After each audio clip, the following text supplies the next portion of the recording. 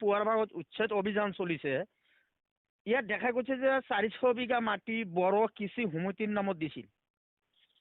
1992 চনত দিছিল, এইটো কংগ্ৰেছৰ দিনত দিছিল। বড়ো যিটো কৃষি সমিতি আছে তেখেতৰ নামত দিছিল। আজি পুৱাৰ ভাগৰ পৰা তাত উচ্ছেদ অভিযান চলাইছে। এই সম্বন্ধে আপুনি কি ক'ব? বাঘবৰত চলোৱা নাই, বিদেশীৰ পশ্চিমবংগ কদম তলতো এই সকলো ঘৰমান এই 4 দিন আগত কৰিছে। 7,000 বিঘা 60-70 বছৰৰ পৰা মানুহ আছে। এটা মানুহে তাকে বিচৰণ কৰিব নোৱাৰে। লেণ্ড পলিচি ৰুল আছে, কোনো ৰুল নামানে। আপোনালোকে সাংবাদিক বন্ধু হিচাপে হাইলাইট কৰা অলপ ভাল পাম। আজিও অৰ্ডাৰ দিয়া নাই, এতিয়া সুপ্ৰিম কোৰ্টৰ অৰ্ডাৰ মতে কৰি আছো। অৰ্ডাৰ দিছে 5 বছৰ আগত। ধৰ্ম চৰ্ম কোৱা নাই। সাংবাদিক যিসকলে আছে তেওঁলোকক কৰিব লাগে, উচ্ছেদ কৰিব লাগে। আচ্ছা, আইলিক বৈ মেহনক ইয়াত আমি দেখা পাইছো যে যিটো বাঘবৰ বিধানসভা সমষ্টি আছে তাতে এই যে 400 বিঘা মাটি যিটো বড়ো কৃষি সমিতিক দিয়া হৈছে, সেইবিলাক মানুহ কিন্তু আজিৰ পৰা 15 পৰা 16 বছৰলৈকে তাতে বসবাস কৰি আছে। আনকি আমাৰ যিটো চৰকাৰৰ তৰফৰ পৰা তেখেতে গৃহ নিৰ্মাণৰ ধনো লাভ কৰিছে, তেখেতে গৃহও বনাইছে, সেইবিলাকো উচ্ছেদ কৰা হৈছে।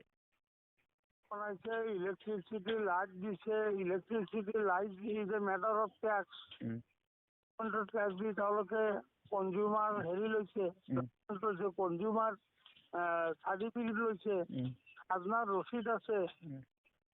আমাৰ কি কয় IOR ঘৰ পাইছে, কৰিছে টকা দি, কি কয় এই যে MG আন্দাকে টকা দি স্কুল হাই ছেকেণ্ডেৰী বনাইছে বা ঘৰত, সেইবিলাক মাটি আজি বিচৰণ কৰিছে। সাংবাদিক বন্ধু হিচাপে নিদিম, দিম। RSS চালিত গভৰ্ণমেণ্ট, মানুহে কয় BJP, এইটো BJP নহয়, RSS চালিত গভৰ্ণমেণ্ট। RSS সেইটো ধৰ্মীয় ভাৱে তেওঁলোকে বিচাৰে মুছলমানক ক্ৰেছ কৰা, মুছলমানক কাটি কাটি খাব। তেওঁলোকে যদি মানুহ কাটি খাব পাৰিলে হয়, RSS মুছলমানক কেইটা কাটি কাটিও খালে হয়। আৰু আলিও পূৰ্বে আপুনি ক'ব খোজে নেকি যে ধৰ্মীয় সংখ্যালঘু মানুহক টাৰ্গেট কৰি লৈছে বুলি? টাৰ্গেট শব্দটো কি ক'ম, এইটোতো অলপ কমজুৰি শব্দ। চাৰিওফালে যে টাৰ্গেটৰ ওপৰত এখানা যদি কথা আছে, মানে সেইটো পৰ্যন্ত মানে টাৰ্গেট, মানে চাৰিওফালৰ পৰা অক্টোপাছৰ নিচিনা ঘেৰিছে।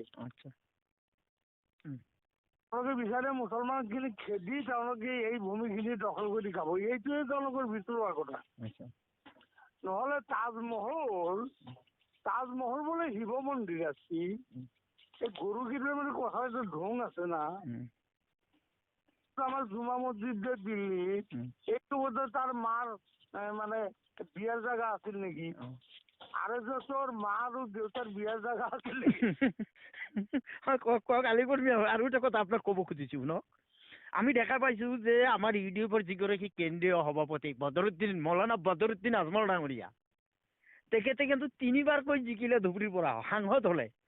তেখেতে সঘনে কৈ থাকে চৰাঞ্চলত বিভিন্ন ঠাইত মেল মিটিং কৰি কৈছে যে উচ্ছেদ নহয়, কিন্তু আজি পুৱাৰ ভাগৰ পৰাই তাতে উচ্ছেদ, এনেধৰণৰ উচ্ছেদ চলিছে। কিন্তু UDFৰ এটা কৰ্মকৰ্তা নেতা কৰ্মী এতিয়ালৈকে উচ্ছেদৰ বিৰুদ্ধে কোনো মাত মাতা নাই। সাংবাদিক বন্ধু, আপুনি নিজেও নিশ্চয় মুছলিম মানুহ, আপুনি আপোনাৰ ঘৰ গৌৰীপুৰ ভালকে চিনি পাওঁ।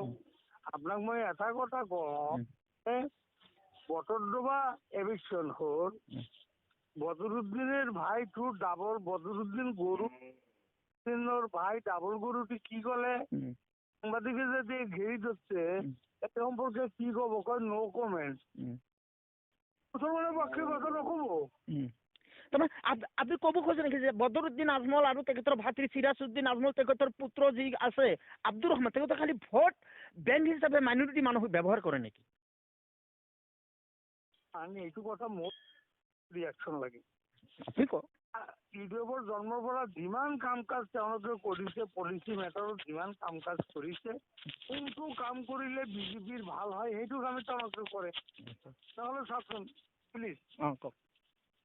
এটা কথা কি কয়, সব এক হওক। তো 80% হিন্দু মানুহ এতিয়া দেশত। তো অসমৰ কথা যদি কওঁ, ইয়াত আমি 34% মুছলিম আৰু বাকীখিনি হিন্দু। এই 34জন মুছলমান মানুহে আৰ্মি কেইটা তেওঁলোকৰ, পুলিচ কেইটা তেওঁলোকৰ, BSF তেওঁলোকৰ, CRPF তেওঁলোকৰ, MLA মন্ত্ৰী তেওঁলোকৰ, গভৰ্ণমেণ্টৰ অফিচাৰ অমুক তমুক সব তেওঁলোকৰ, বন্দুক কেইটা তেওঁলোকৰ হাতত। আমি এই 34জন মানুহে বাকীখিনি মানুহৰ লগত মাৰপিট কৰি কেনেকে পাৰিম কওকচোন? এইটোতো 100%। 2 নম্বৰ, এই বদৰুদ্দিনৰ ল'ৰা এটা গৰু, এটি ডাবল গৰু। মানে কি আল্লাহ জানে। এনেকৈ নকওঁ। বৰ সন্দেহ আছে, কুকুৰৰ জন্ম নেকি আল্লাহ জানে। কুকুৰ জন্ম হলে এইবিলাক কথা কেনেকে কয়? ভৱানীপুৰত কোৱা নাছিলে এইবাৰ লুঙ্গি দাড়ি টুপিওয়ালা যে সৰকাৰ ওইব।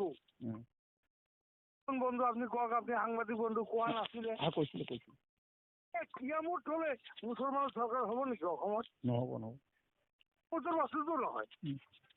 এইবিলাক কথা কৈ তাৰমানে এনেকে কথা কয়। এই যে কেইদিন আগত চাচোন কি কথাটো কৈছে, কয় কি মুছলমান ছোৱালী লৈ যায়, মানে হেৰি কৰক, লাভ জিহাদ কৰক, হিমন্ত বিশ্ব শৰ্মা শুই থাকক, মিঠাই খুৱাম।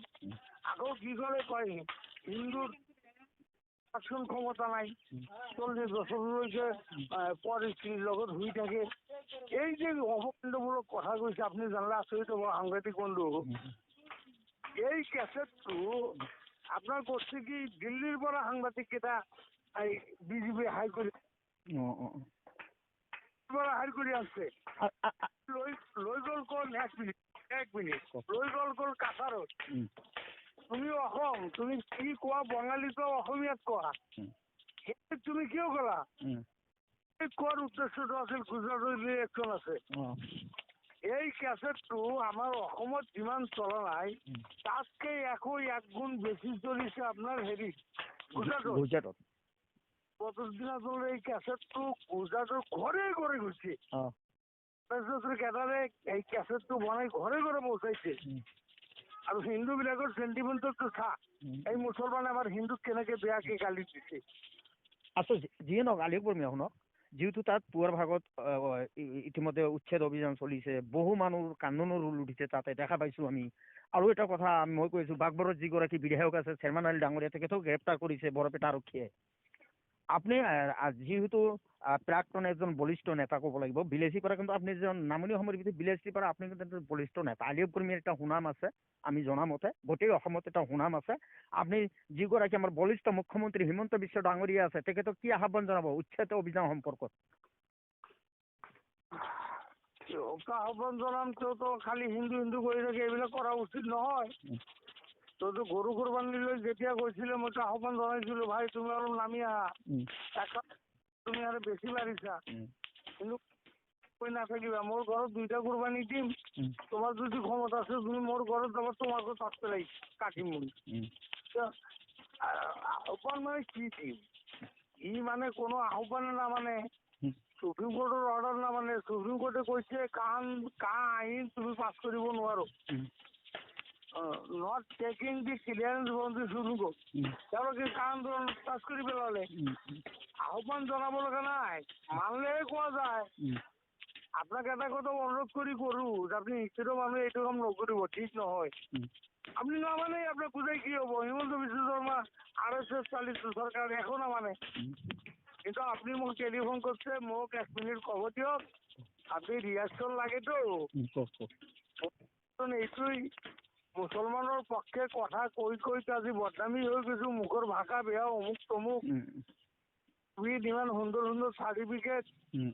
এতিয়া এই যে মুছলমান এভিকশন হৈ আছে, কিমান বুজাও আজি 17 বছৰৰ পৰা। কয় কি কয় আমি অশিক্ষিত মানুহ বুজি নাপাওঁ, এইটা সেইটা যথেষ্ট বুজাইছো। ভেড়াৰ নিচিনা গড়টো ফাটি গৈছে বেয়া বেয়া কৰি নাই আমাৰ মানুহক। কয় কি একদম বেয়া বেয়া ৱাৰ্ডিং কয়, আনপাৰ্লিয়ামেণ্টাৰী কয়, আলিয়া কৰ্মীৰ মুখৰ ভাষা বেয়া। অথচ বদৰুদ্দিন আজমল যিমান বেয়া লেংগুৱেজ কৈছে তাতকে আলি আকবর মিয়ার 90% এতিয়াও কম আছে, মই 10% কৈছো। ঠিক আছে ঠিক আছে আলী আকবর মিয়া শুনক, আপোনাক আমি আমাৰ নিউজ চেনেলত আপোনাক ধন্যবাদ জ্ঞাপন কৰিছোঁ। হয়তো ইয়াৰ পিছত আপোনাক আৰু আমি ফোন যোগে হয়তো মাতিম, ফোনৰ লগত আপোনাৰ আকৌ কওক কওক। মানে যি আল্লাহৰ তাত যি বিচাৰিছে আল্লাহ কৈছে এই বান্দা মই দিম তোমালোকে কৰ্ম কৰা। আমাৰ মুসলমান মানুহে যি কৰ্ম কৰিছে তাকেই পাই আছে। মুসলমানে বদরুদ্দিনের লগত আমিন দোষে পানি ভরা খাইছে, আমার যাতে বেশিকে এভিডেশন করে সময় সেই এভিডেশন বদরুদ্দিনের দোয়াত করি আছে, মই ভালে পাই বেয়া পোৱা নাই। ঠিক আছে, ধন্যবাদ আলী আকবৰ মিয়া, ধন্যবাদ জ্ঞাপন কৰিছোঁ।